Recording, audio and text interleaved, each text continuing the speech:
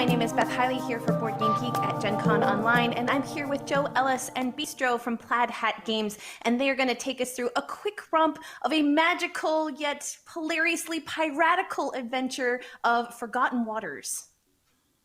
Hi, thanks for having us. Forgotten Waters is our brand new Crossroads game, and it is a narrative-driven experience. It's got an app which will help you out, which will help relay a lot of the story as you go along. What you're looking at right here are the physical components. We've got a board, which will show your map based on whatever scenario you're playing. This isn't a campaign game or a legacy game or anything like that. You choose a scenario, you play through it in the course of 1 or 2 evenings. And so your map is modular. It'll be set up different each time. And then you have a location book right next to it. And the location book is basically filled with every possible location that you'll need to go to in the course of a game. And we've got everything that you'd imagine for a piratey game. There's a ton of different islands. There's lots of different interesting locations. There's cities you can go to. There are monsters and other ships you can fight. So there's lots to do. And what you'll be doing each turn is you'll be everyone will assign an action to their character. Everyone's working together more or less. And As much as you got a pirates little list do. of actions right there in the book. And the actions are really simple. Each turn, everybody chooses one. And you don't even read all the details that are right there. You just choose the action that sounds coolest to you. So if you're at the port and you really want to go to the market and do some shopping, you can do that. Or you can work on your ship, whatever you'd like. And then once everyone's had a chance to choose their actions, you'll go through them and resolve them. But you've got all these story elements that are going to pop up as you play. And that's where the app comes in. You can run it on a tablet or a PC. It's a web app. So you don't have to go through a store or anything like that. And we've got professional voice acting, which will then describe everything to you as you do it. So I thought we could probably just take a couple turns, just sort of give an idea of what it's like. Oh yeah. Yeah, and how easy it is to get into this as well. Yeah, I found this system. I've played the first scenario myself. That it was really easy to get into. But before we do, I was wondering if you could maybe talk a little bit about designing your pirate before we get into a turn, because that was one of my favorite parts of playing this first scenario and getting this little info book about your pirate. There we go. Yeah, so the game comes with 21 different pirates, and you can randomly choose the one that sounds best to you. And it is neat. So you are actually building a character. So you've got the different stats you see there at the lower part, which what the game runs off of. And every character has their max that they can achieve. So for instance, the all-seeing pirate here, the swagger that you can get is maxes out at 2, but boy, the all-seeing pirate can have amazing aim. And like pretty good exploration, pretty decent brawn, all that stuff. So as your stats improve in the course of a game, you'll mark off the boxes, and you see those little stars in the boxes. Every time you mark off a star, you get to make a little mark in your constellation up there. And each character has this unique constellation. And as you mark off your circles, you're going to aim for those exclamation points. And the exclamation points are story moments just for your character. And they're really important because not only are they going to help build your character's story, they're also going to determine how the game ends for your character. So everyone's participating in the same scenario. Everyone has the same goals. But at the end of the game, how much you unlock of your character is going to depend on how good your story is. So right here, we've got story blanks. It's kind of this Mad Libs style moment when you start the game. You'll fill in your story blanks, be as serious or as not serious as you would like. And then everybody reads aloud their backstory. So here we have the backstory of the all-seeing pirate.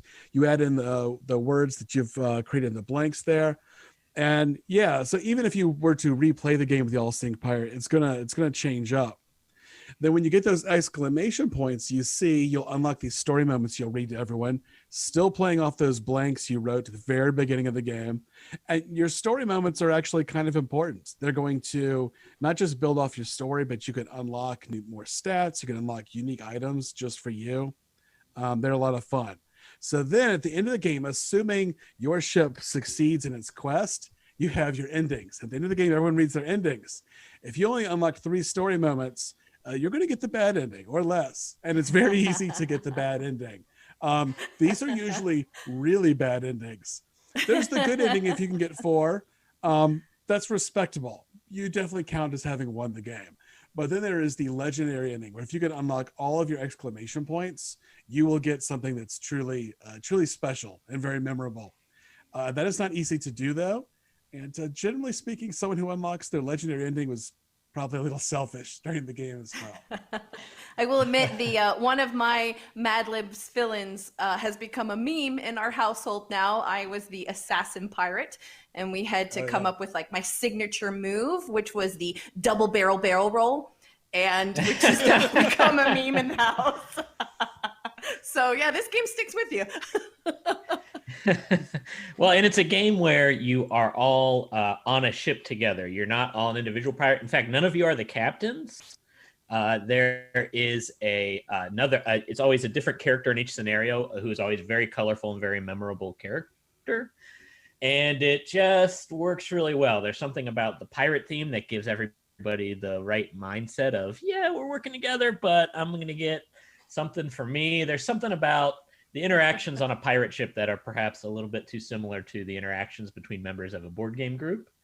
And it has struck the right nerve there, and is really been in a sweet spot for combining, simple choices like Bistro was describing with narrative showing up. So. I think that's why And families the voice like actor, it too, because the dynamic of working together can really play off your family dynamics. Yeah, and the voice actor you found for the captain was really spectacular. He nailed it. So I'm really glad that none of us played the captain. Yeah, because it kind of puts us all in the same team, but not team playing field, which was just the right sweet spot I wanted to hit with this game. Now that we have an idea of sort of like what character we are and how maybe we settle into that role, now let's go through a turn and kind of see how easy it is to get into one of these scenarios. Yeah. So let's just go ahead and get started. We'll for the scenario, we'll choose Beyond the Ocean's Edge. That is a good one to start with. So you click Play Now on the app. Yeah, and then the top one. And we won't go through. You guys already did some setup, but yeah, it just does start on page 19 where you were of the location book.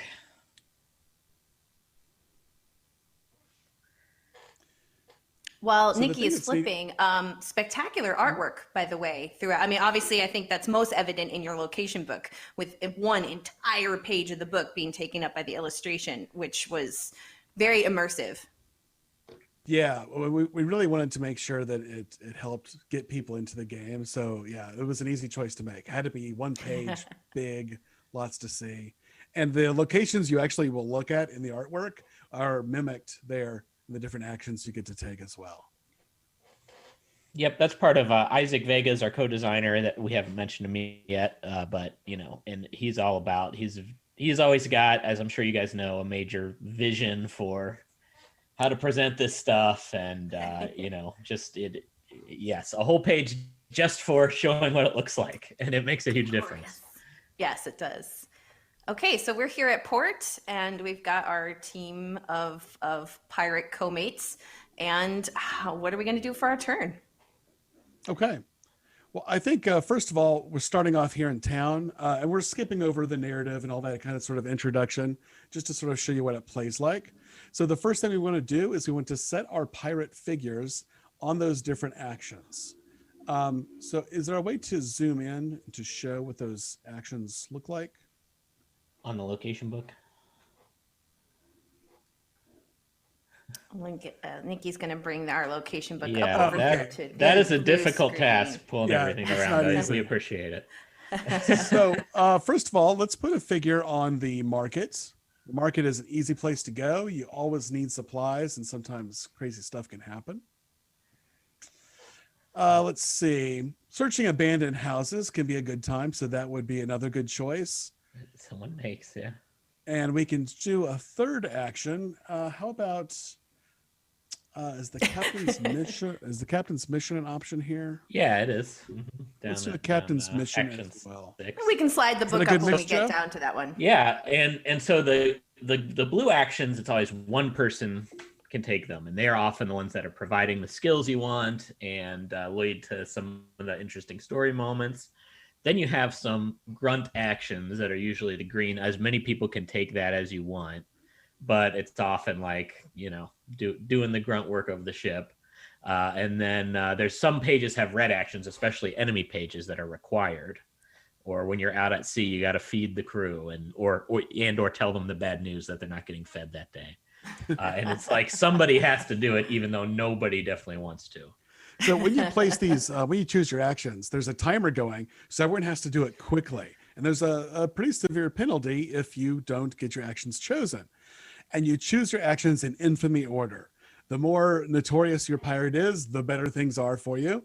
And so you get to choose the really choice spots first. So the roles that aren't as fun, aren't as attractive, or sometimes are mandatory, get left to people who aren't as infamous, thereby encouraging you to be a better pirate than your peers, or you will get stuck with the grunt work. So let's take a look at our actions then, and we'll resolve those. So if we were in the market, right away you're given the choice to go shopping. Basically, you can get supplies. I believe there's a test involved. Yeah, it says swagger +1, then perform a swagger check right there. So that's one of the cool things about this game is every time there's lots of checks based off your stats, but whenever you do something that's going to have you test your stats, you're usually also getting that stat first. So you're always building yourself up. It's a very easy way to build yourself up. Sometimes you want the person with like the best swagger to go to town, but a lot of times it's a great choice for someone who's got lousy stats. It's a great way to build themselves up. So we're going to assume we got a great roll. Yeah, you did get a big roll, Nikki. Well just done. so we can do the story moment there. So let's assume I got the 16 plus, and we're so given. You add in your items and stuff like that. So maybe you rolled an 11 and you got the 16 plus. That's right. Really skilled. This person isn't, but we're pretending they are. So instead of the shopping options there, you've got this entry that you will plug into the app and you'll see what happens. So let's enter that into our app. 297.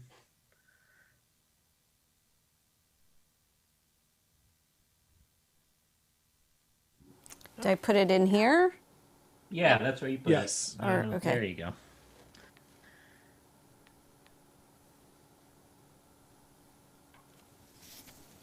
All right. Okay. So we've got a little story moment that pops up, and you can simply hit play. I think we should be able to hear the voice acting. Yeah, as long as Nikki, you might want to just lean in a little bit so your mic will pick up our. Okay, I'll try.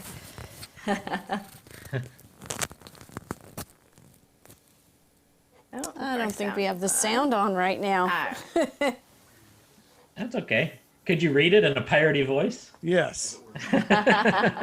It's the app. Oh, one moment. Oh, okay. We're gonna get it because really we had when we moved to become independent again, when Colby became independent again with Flat Hat Games.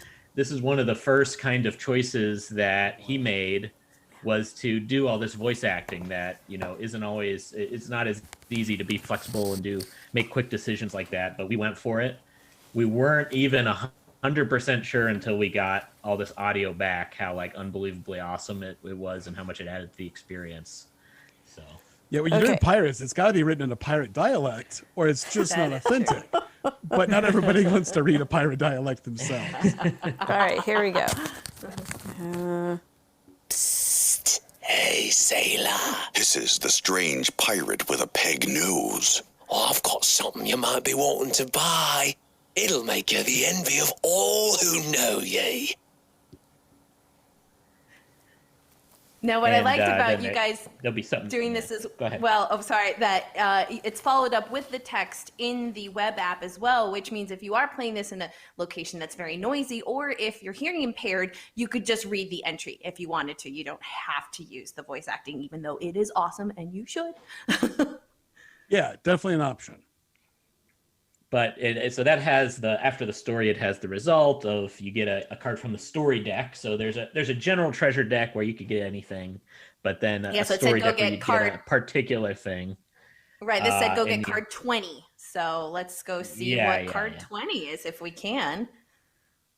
Which you guys had included. The nice thing is, awesome... one thing that the app really allows us to do is the next time that you're at this market, in this scenario or another scenario, if you manage, which it's not easy to get that 16 plus anyway, but if you do manage to get it twice, then most likely you'll get a different entry in a different story the next time you hit that. So it's not just locked in, and it's not just like a one-time thing. And Nikki, you are grabbing. You were grabbing, I believe, a golden card from the number 20 golden card that's in that awesome organizer that is way to your left. 20, number 20 blue card with the book on the backs of them. Thank you. Yeah. So, which actually is a great introduction, saying that you included this wonderful organizer as well to kind of keep all the bits, which I'm a big personal fan of organization. So I appreciate that. Yeah. And that's exclusive to these first, like our first print run, and even the one that's come in to refill. It won't be available forever, so you can buy it now. If you don't mind me mentioning, we do have a sale on our site too, right now. Gen Con 2020 Haul, HAUL, for 20% off Plaid Game Store. We do have it in stock. Get that out. Well, and there we go. So. The result from your awesome 16 and over swagger check was a cool hat when you roll a 2 or less on, and then the cool hat has a power that now is going to help you for the rest of the game, if you can hang on to said treasure. So normally when you go to the market, you're going to get supplies, things like that. But if you have really good stats, in this case, you can unlock something that's unique.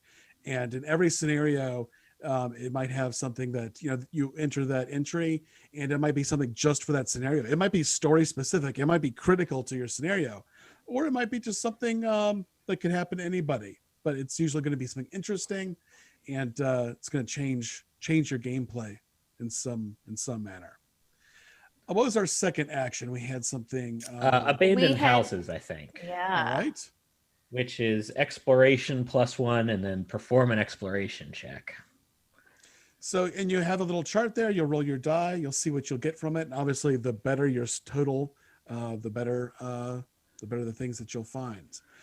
We also have, there's another story moment there, I think, which we can enter. Check that out.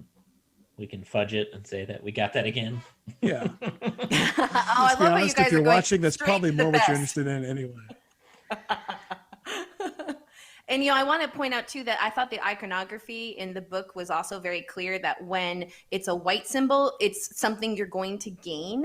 And because when you have that time pressure and you have to choose very quickly, you're not supposed to read all the text on the left-hand side of that page, or the right-hand side of that page. So you can just be like, oh, I'm going to get a swagger. I'm going to go here. I really need swagger. And then the black symbols are things you are likely to might happen depending on your check or your roll.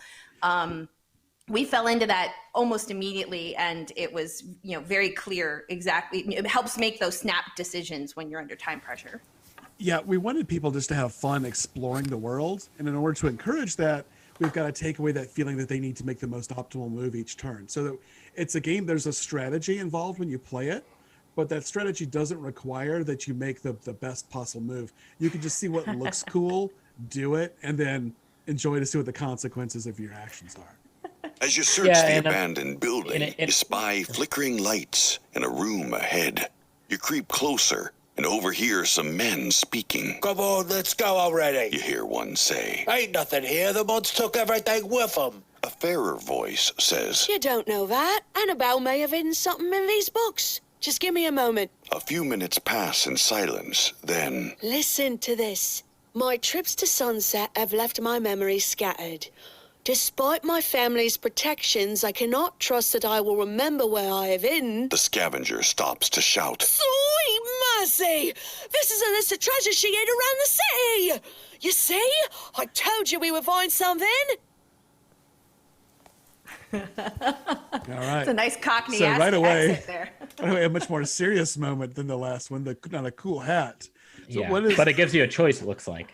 yes, it's a crossroads moment. So we actually get to make a decision here. Do we see what the choices are in the app? There we go. So we can fight the scavengers and steal what they've found, or we can let them go on their wild goose chase and then search the building when they're gone. Let's steal. That's just more fun. Let's make that choice. And then Nikki's gonna put that up to her mic again. You surprise the scavengers, killing off 2 of them and sending the others screaming.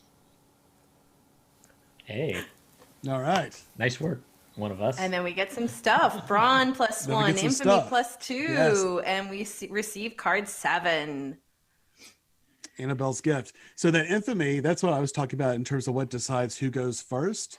So you did something very cool in Piratey. You gain more infamy, which will push you up over past your friends, and you'll get to make selections before they do when it comes to choosing actions.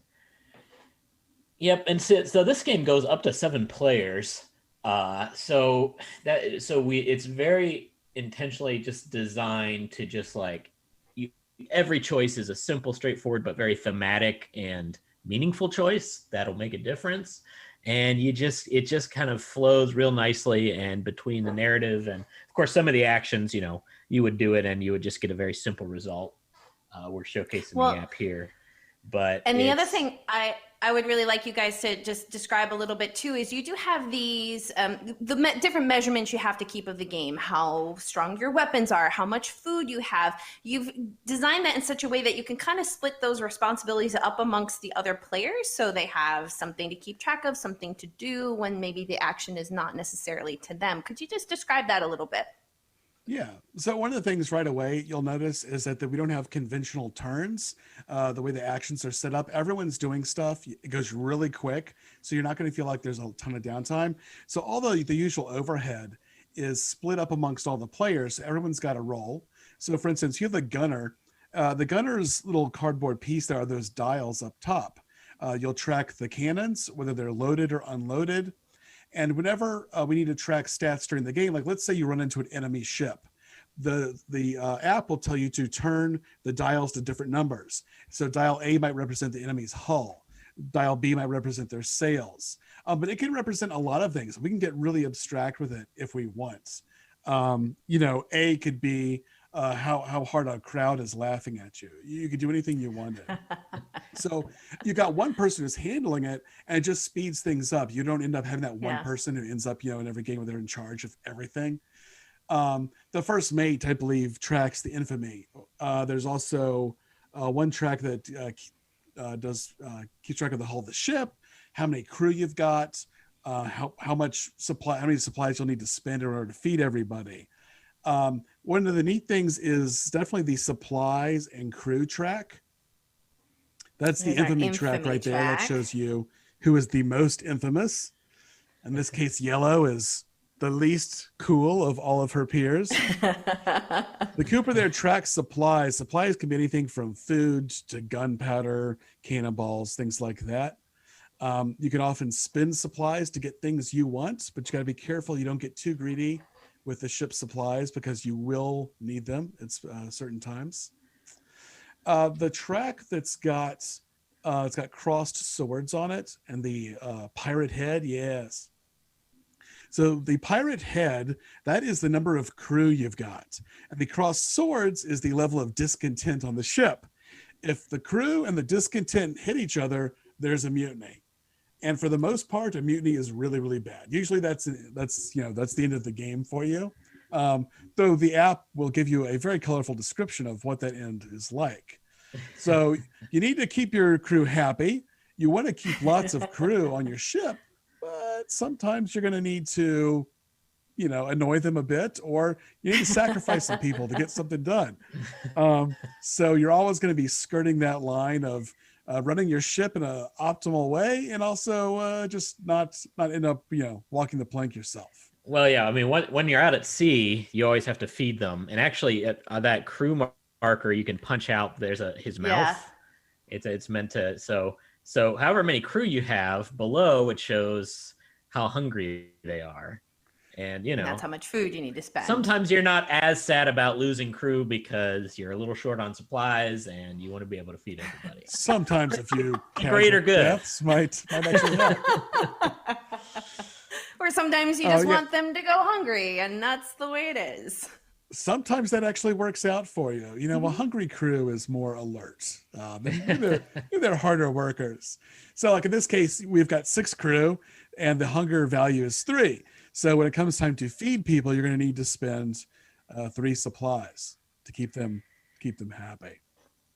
Well, there's two so there's things a lot I want of simple choices that sometimes it's some narrative or you get an item or you get your skills, but all these, pretty simple tracks in the game, I feel like they have a lot of weight to them. And when you get discontent +2 for not feeding them, you really feel it like, oh God, we can't do that again. That is going to be bad. So that's the lookout track there shows your current objective. So that really keeps the players directed on where you're trying to sail to on the map and things like that. And Beth, you were talking about, you split them up. If let's say that you're the boatswain, you're just keeping track of the hull, which is another way you can lose if you sink. It's not anything. It's not much of anything else. It's really just, theoretically one person could do it all, but it's surprising how much it adds to that feel of being on a ship together and running it. And having a job. Having it all come together. And when someone's dedicated, they're going to keep everyone aware. If you've got one guy who's keeping track of everything, not everyone's aware of it. Whereas if your job's to track the hull, you're like, everybody, we have 3 hull. Like, we are not doing well. And when you get to an island, that person's always like, someone needs to work the hull so we can repair this thing. Not me, of course, someone else. Not me. Somebody else, yeah. Well, in the last minute that we have left, there's 2 things I want to make sure that we cover. People in the chat are already asking if there's the chance that you guys are going to develop more content for forbidden waters, that more scenarios. I know it's just released, but where is this planning to go in the future? There's 2 possible things that could happen. One is we create brand new scenarios that are fully voice acted. And if we were to do that, that would offer a ton of more content. But we also have these generic entries that you can hit on any scenario, and those we can update at any time as well. And so that is also a thing that might happen. Who can say in this crazy world we live in? And then the second thing. Go ahead. Oh, go ahead. The second thing I want to make sure is they were asking could we please repeat the coupon code for Plaid Hat Games? So plaidhatgames.com store, the coupon code is GenCon, all one word, of course, GenCon 2020 Haul, HAUL, like when you post a picture of your GenCon haul, not Haul E or whatever. And we tweeted that. We tweeted that in our official Twitter account too, so you can search for it there if you need to. And I do want to say, especially we won't have time to show it, but we also do have on our website a free remote play assistant. So if one person needs to own the game, and there's instructions on how you can play with your friends, they can just print out a player sheet from our site. It's really easy. You can play with a lot of people that way, even when you're trying to be isolated. It's worked really well. There's a shut up and sit down stream, and Crystal Bassano also did. Well, that was not a remote play. There's a lot of good streams, including some remote play streams to check out and see how that works. Wonderful. Well, Joe and Bistro, delight talking with you guys and giving us a quick tour of what it's going to be like to dive into the magical and piratical adventure of Forgotten Waters. And thank you both again.